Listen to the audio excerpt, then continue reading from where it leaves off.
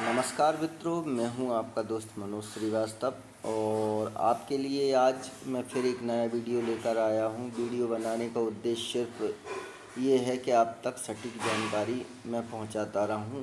इसमें वीडियो बनाने में बहुत मेहनत लगती है और आप जो है ना इस मेरे वीडियो को पसंद आए तो लाइक कीजिए, सब्सक्राइब कीजिए, शेयर कीजिए। हो सकता है आपके शेयर करने या सब्सक्राइब करने से किसी की ज़िंदगी बन जाए। तो चलिए देर ना करें और हम अपने आगे वीडियो में बढ़ते हैं, जिससे कि आपको सारी जानकारी अब प्रोवाइड करवाता रहूं।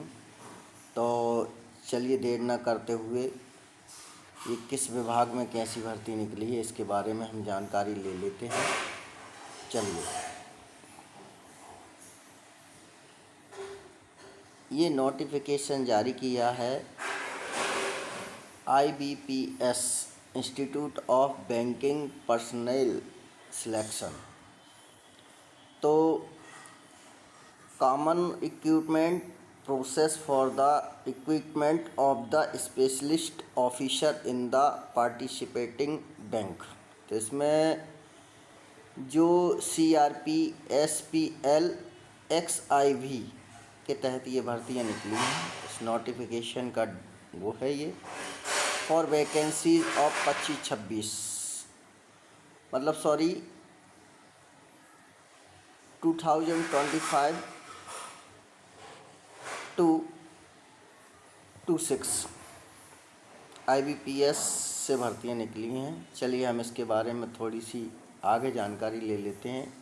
The online examination preliminary and mains for the upcoming common recruitment process for recruitment and selection for the personal specialist officers graded post of the participating bank of will the conduct by the Institute of Banking Personnel Selection IBPS as per the tentative schedules provide value।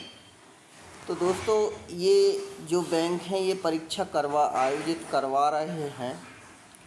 तो ये primary परीक्षा होगी इसकी और एक परीक्षा होना है मेंस की। तो जिसके तहत ये परीक्षा होगी, आप इसमें IT ऑफिसर स्केल 1 के लिए, एग्रीकल्चर फील्ड ऑफिसर स्केल 2, राजभाषा अधिकारी scale 1, law officer scale 1, HR personal officer scale 1, marketing officer scale 1। तो कुल 6 प्रकार की पोस्टें निकली हैं। चलिए इनके आगे देख लेते हैं हम, इनकी डेट क्या है। तो हम सारी बातें पढ़ लेते हैं। Online registration include edit modification of the application by candidate. तो 18/8/2024 टू 21/8/2024। तो ये क्या है कि 1/8/24 और 21/8/24 को ये इसका लास्ट है। 1 अगस्त से ये वैकेंसी आपकी आवेदन डालने के लिए शुरू है और 21 इसकी लास्ट है।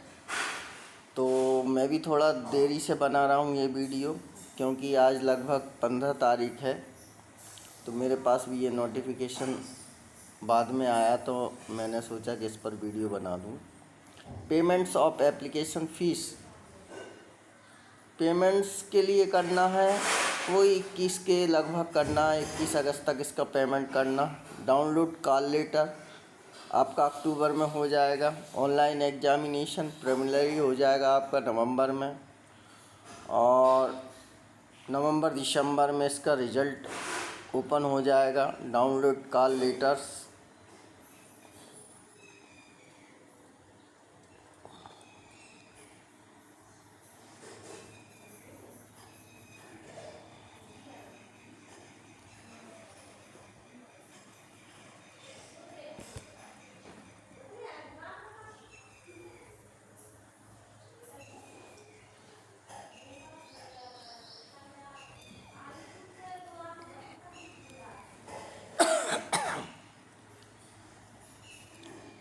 तो download for call letter online examination main दिसंबर में हो जाएंगे। ऑनलाइन एग्जामिनेशन दिसंबर में हो जाएगा, दिसंबर 24 में। Declaration of result main examination जनवरी फरवरी में हो जाएगा। कंडक्ट इंटरव्यू आपका फरवरी मार्च 2025 में हो जाए। प्रोवाइड अलॉटमेंट आपका अप्रैल 2025 में हो जाएगा। तो ये आपकी जो उनका शेड्यूल दिया गया है, ये उनका शेड्यूल है कि कब एग्ज़ाम होना है, कितनी तारीख में, उसका किस डेट में एग्ज़ाम के लिए फॉर्म डाले जाएंगे, किस डेट में मेंस का हो जाएगा, किस डेट में प्रिलिमिनरी का हो जाएगा, ये आप थोड़ा सा समझ लें। तो एलिजिबिलिटी क्राइटेरिया के बारे में देख लेते हैं, और तो कोई बात नहीं है। पार्टिसिपेट कौन कौन से बैंक इसमें पार्टिसिपेट कर रहे हैं ये देख लेते हैं। ए और बी देख लेते हैं।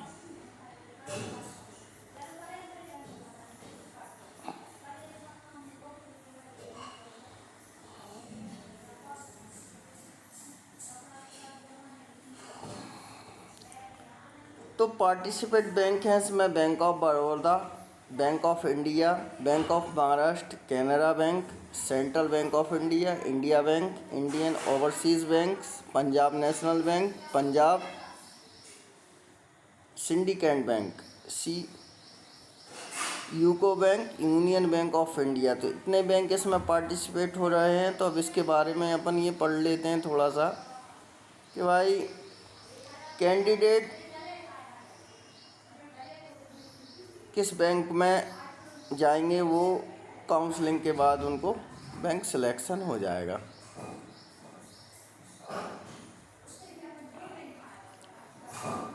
अब नेशनलिटी सिटीजनशिप क्या है इसमें, ये कैंडिडेट मस्ट बी इधर, तो a citizen of India for, ये डाल सकते हैं इसमें आप, मतलब आवेदन कर सकते हैं। Subject of Nepal, subject of Bhutan,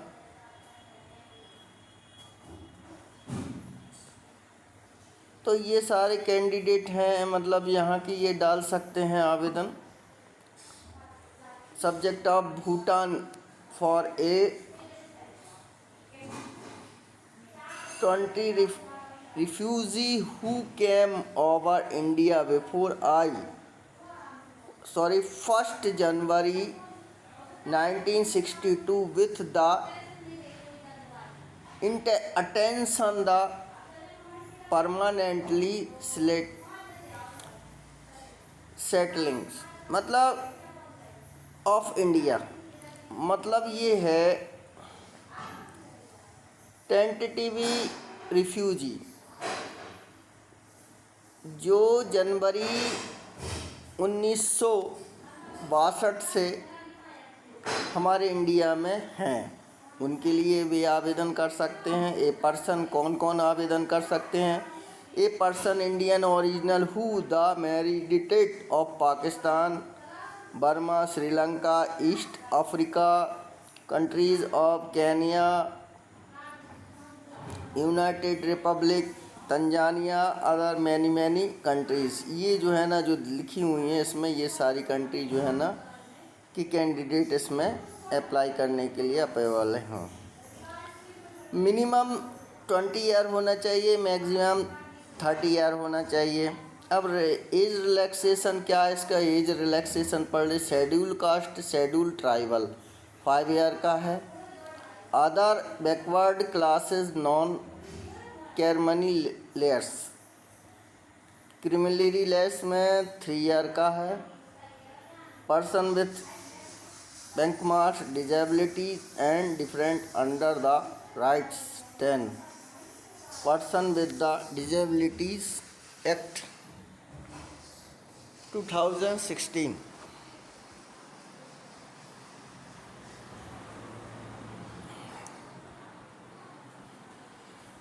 तो जो एक्ट डिसेबिलिटी वाला एक्ट बना था 2016 का, उसके लिए 10 वर्ष है। और एक्स सर्विसमैन, कॉमन ऑफिसर, ये जो सर्विस करते हैं उनके लिए 5 ईयर की है। पर्सनल इफेक्टेड बाय 1984 के अंतर्गत जो हुआ था उसके लिए क्या है आपका 5 साल का रिलैक्सेशन है। चलिए आगे पढ़ते हैं भाई।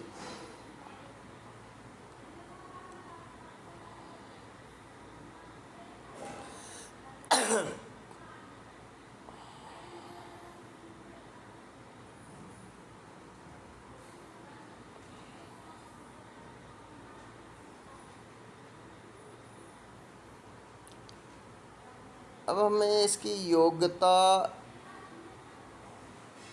एजुकेशन क्वालिफ़िकेशंस क्या हैं, इसकी क्या मांग रहे हैं, ये एजुकेशन क्वालिफ़िकेशन ये पढ़ना ज़रूरी है। तो देख लीजिए आप, आईटी ऑफिसर के लिए मिनिमम एज क्या हो जाएगी, 20 ईयर्स, मैक्सिमम 30 ईयर, मतलब 20 और 30 के बीच में इनको। तो इसमें एजुकेशन क्या माने, 4 year engineering technology degree, computer science, computer application, information technology, electrician the telecommunication electricians and the communication electrician and the instrumentation R post graduate degree and the relative electronic telecommunication electric and the communication electricians of the instrumental computer science information technology computer application graduate having passed DOEAC B level की degree होना चाहिए। Agriculture field officer 4 year degree graduation agriculture horticulture animal husbandry veterinary science dairy science fishes science fish culture agri marketing and cooperation and banking agro forest, ये many more degree जो मांगी हुई हैं, इनमें जो है ना मैनी अदर डिग्रियां हैं। ये एग्रीकल्चर फील्ड ऑफिसर के लिए। अब राजभाषा के लिए post grad degree Hindi and English as the subject the degree graduation level और post graduate degree in the Sanskrit in with English and Hindi subject to degree graduation. तो इनका मतलब ये है कि हिंदी में ग्रेजुएशन होना चाहिए, साथ में इंग्लिश भी होना चाहिए। इसमें संस्कृत में भी होना चाहिए, इंग्लिश में और हिंदी में सब्जेक्ट में डिग्री में आपकी अगर है तो आप डाल सकते हो। इधर लॉ ऑफिसर स्केल 1 के लिए bachelor degree in the law LLB एरोट्स, मतलब ये एडवोकेट विथ बार काउंसलिंग में इनका वो होना चाहिए। बैचलर डिग्री LLB होना चाहिए और अलॉटमेंट आपका बार काउंसलिंग में आपका रजिस्ट्रेशन होना चाहिए। तो ये भी अप्लाई करने के लिए इनके लिए भी 20 से 30 साल की ज़रूरत होती है। HR personal graduate 2 year full time, post graduate degree 2 years full time, post graduate diploma in personal management industrial relation HRD social work labour law में डिग्री होना चाहिए। मार्केटिंग ऑफिसर स्केल 1 में भी 20 साल से 30 साल के बीच है। ग्रेस में ग्रेजुएशन होना चाहिए। 2 year full time MMS marketing, 2 year full time BBA marketing, 2 year full time PGDCA PGDM होना चाहिए। चलिए, ये ग्रेजुएशन हो गई भाइयों। आगे चलते हैं। अब इसमें फ़ीस है आपकी 175 इंक्लूडिव GST SST SC ST PWBD candidate के लिए, 850 है इंक्लूडिव ऑफ GST। ऑल अदर्स के लिए, जो अदर हैं उनके लिए 800 लगना है और जो SC ST के कैंडिडेट हैं उनको ये लगना है। तो इसमें मार्किंग ये दी गई है भाई, इंग्लिश लैंग्वेज के लिए 50, 25, मिनिमम 40 होगा। रीजनेबल, ये आप पढ़ लें, इनका स्क्रीनशॉट ले लें, ये दिया गया है।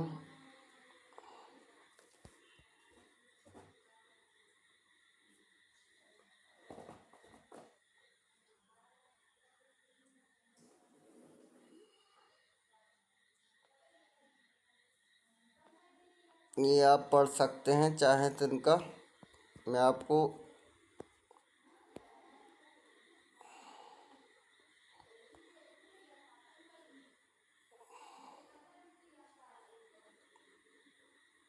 इसका PDF दे दूँगा,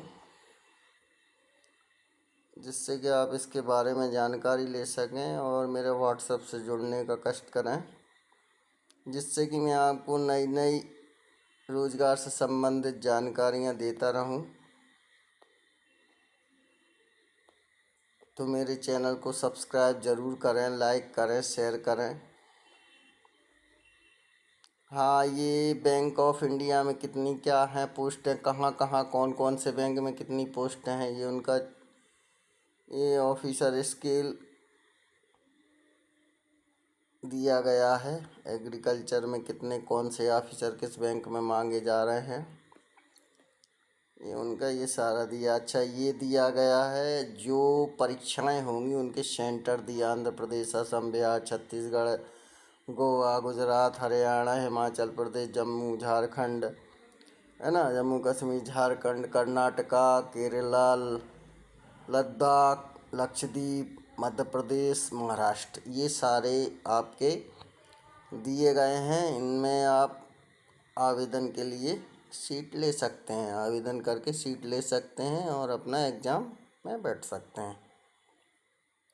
तो दोस्तों, ये था मेरे द्वारा आप तक बैंक में जो भर्तियां निकली हैं उनको पहुंचाना। मेरा वीडियो कैसा लगा आप कृपया कर मुझे ज़रूर कमेंट्स करके बताएं और मेरा मनोबल बढ़ाते रहें। और मेरा वीडियो देखने से आपको अगर अच्छा लगता है तो इसको सब्सक्राइब ज़रूर करें, जिससे कि मैं आपको ये वीडियो आगे तक पहुंचाता रहूं।